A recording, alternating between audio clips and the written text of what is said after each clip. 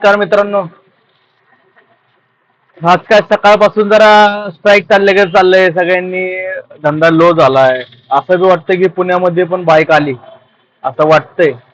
कारण मी बराच वेळ झालं आपला जो येरवडा ते आपला विमाननगर रोड, त्या रोडवरती बराच वेळ बसलोय. आगारखाना पॅलेस नाही का, त्या ठिकाणी बसलोय. पण राईड बरेच वेळ झाला अजून पडली नाही. ओला, उबेर, रॅपिडो त्यावरती काय राईड पडली नाही अजून. तर तुम्हाला मी दाखवतोय बघा.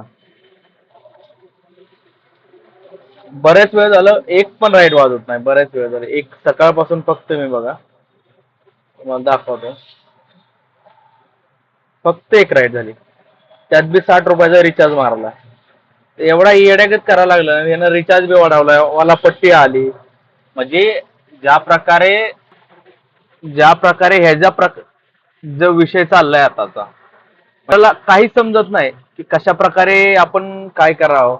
एकतर पट्टी दिली, रिचार्ज वाढवले, महिन्यामध्ये 50 रुपये वाढवले.